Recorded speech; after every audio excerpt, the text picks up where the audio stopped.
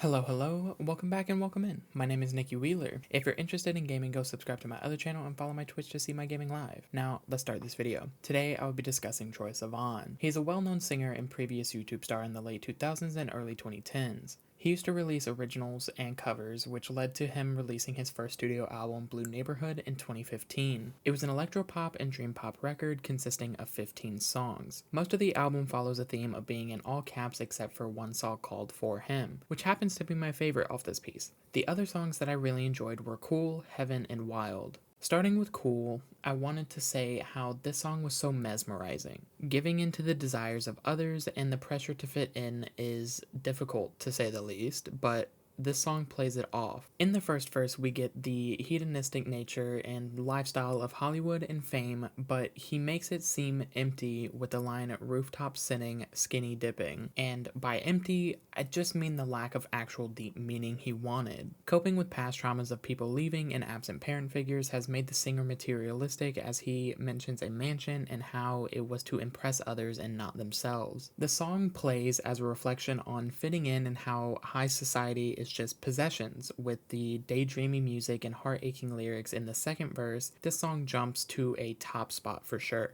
It still wasn't the best track, but it is high up there. I also love how Troye also seemed to have this hope throughout the song, and it helped with the effect of hoping to become one with Hollywood. Next is the song Heaven. This song is more on the heartfelt side compared to Heartache. It features Betty who is an essential piece in so many artist songs at this time period with her angelic voice, which added so much character to the song in particular. The desire to be true to oneself and the struggle of self-acceptance was the main goal of the song, and throughout the introspective lyrics and emotional goals of both Troye and Betty, we get that through and through. He mentions trying to save face and staying strong in the face of heartbreak, and the voice inside him eats away at him and urges the genuine connection and guidance of others' love. The song feels like a search for temporary relief, but always being pulled back by your conscience to stay aware of yourself and not to stray too far. The uncontrollable nature of his authenticity contrasts so heavily with the confinement he has been experiencing. The chorus is definitely my favorite part just because I love how Betty and Troye's voice are meshed together, and it also just captures the essence of trying to reach this heaven point without losing a piece of yourself. The true destiny within yourself is always there, but unlocking it takes a fight, and that's what the singer is trying to convey. At the end of the song, we get a poignant full circle moment when the line, "The truth runs wild like a tear down a cheek," and it reaffirms the honest emotion and reminds us as listeners of the ongoing struggle to reconcile personal authenticity with societal expectations.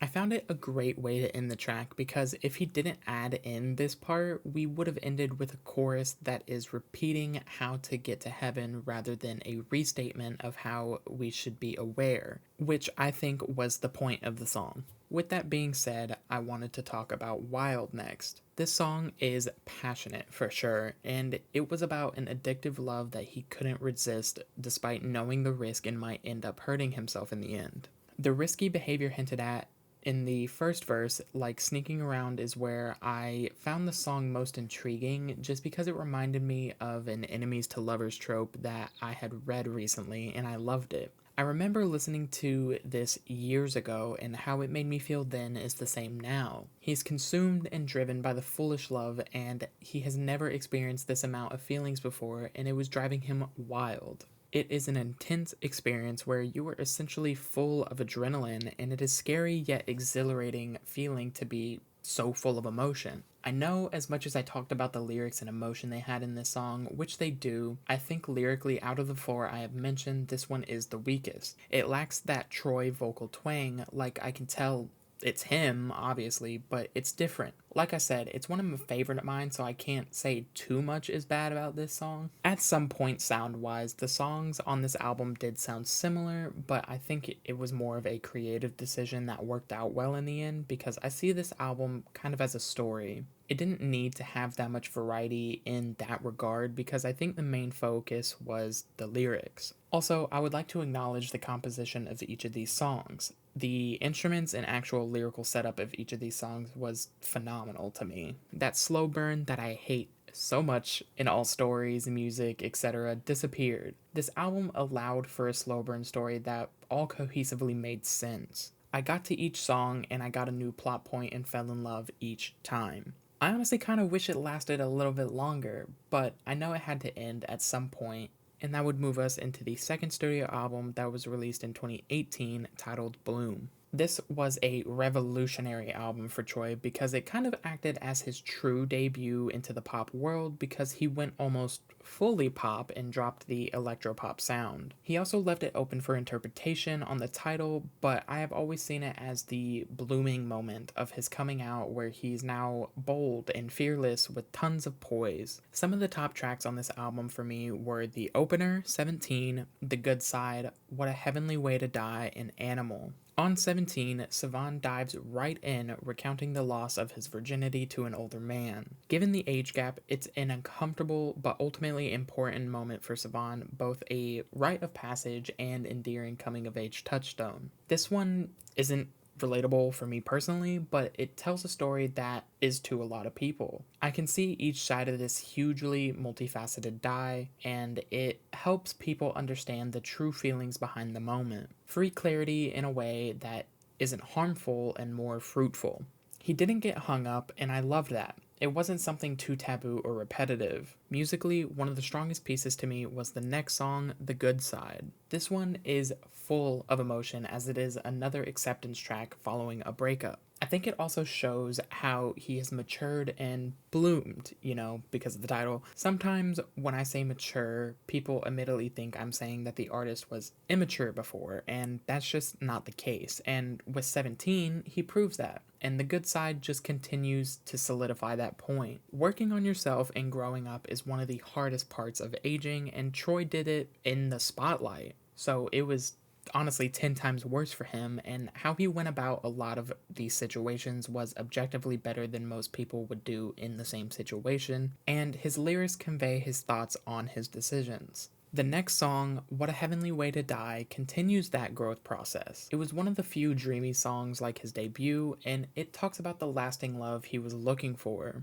The feeling of contentment and fulfillment that comes with being with the right person is essentially the whole direction he went with, and in nature, love has no bounds. I thought the lyric, Forever Ain't Half the Time, implied that they are fully embracing and enjoying what they have in the present and not worrying about the future, which is one of the most adorable things about this song, even though the future is the basis of the song. I love romantic tropes in movies, so I could find this in a book or a movie I have entertained before, like Heartstopper or Red, White, and Royal Blue. I think this is one of the strongest pieces lyrically just because it had so much sentiment in it and showed how much Troye had wanted a future with a special person. I think everyone kind of wants that at some point in their life, or has thought about it at least, and can find the song relatable, and it can easily put someone at ease with just a simple listen. Finally, Animal was the last track on the record and is yet another love song describing that connection with his partner. It has a possessiveness to it and how he wants his partner to be exclusive to himself as he has shared something with them he hasn't shared with anyone else.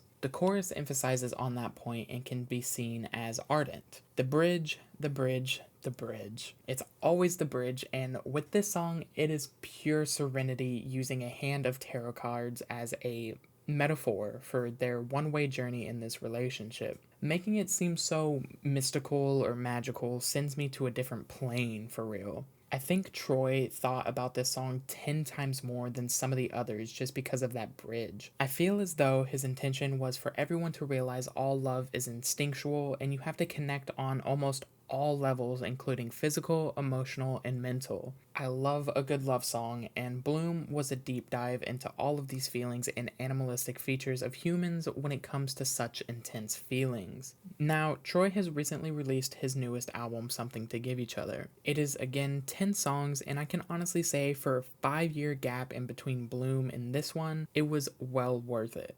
Each song proves itself to be an artistic piece with intent of passion. My favorites off this album were One of Your Girls, Silly, Honey, and How to Stay With You. Starting with One of Your Girls, the lyrics portray a person who is in love with another person who is highly desired and admired by others. It is kind of one of those desperation pieces to me where he offers his hand to any position that is needed just so they can be close to them, including one of the girls. On the other hand, it could be a confidant situation and they just value the intimacy of having their feelings known.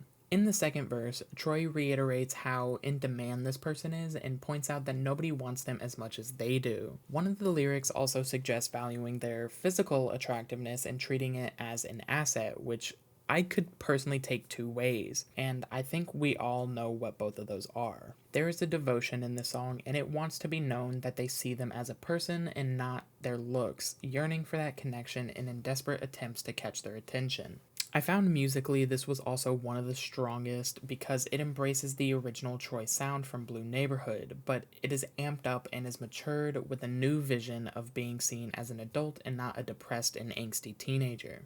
I want to say that with maturity comes new experiences and new feelings, and I think Troye knows that he has the ability to vocalize what he feels, and this song definitely proves that. Silly is kind of in the realm of toxicity and how hard to escape the self-destructive behavior you have grown accustomed to. Lyrically, it is extremely potent and truly showcases the integrity it takes to persevere through inner turmoil, but it lacks much of what I loved about the rest of the album, that being the softness. And I'm not saying it was or wasn't delivered properly and wasn't like literally soft. It was the strength of the words that really affected it for me. It felt like Troye had a sharper tongue in this song, but it still fit for the album. The expression for a response from this newly fixated person, even with the knowledge of this person not wanting to get to know them, seems like a repeat of Blue Neighborhood. And I mean that in a semi-good way. It has the nostalgia in it, but it didn't carry the same weight.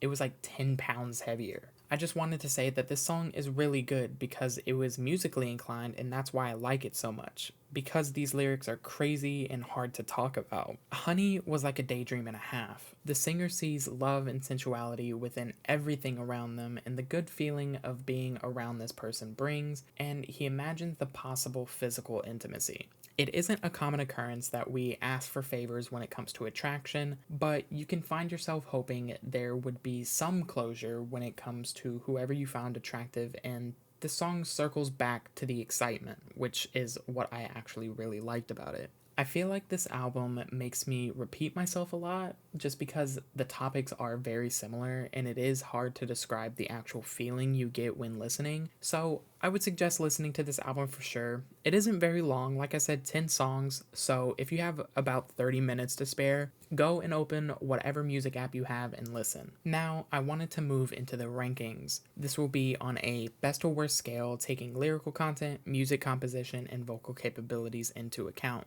I have number 1 as Blue Neighborhood, number 2 is Something to Give Each Other, and number 3 is Bloom. As much as I loved Bloom and talked so good about it, and pretty much all 3 albums at that, I think the growth as a person Troye had in this recent album kind of overshadowed some of Bloom's qualities, though I appreciate all of the topics and lyrics Troye talk about in that album. All 3 albums are a good listen, and I am an avid listener of Mr. Sivan. Over the past 15 years, he has grown as a person and has proven time and time again he is timeless when it comes to his lyrics and music composition.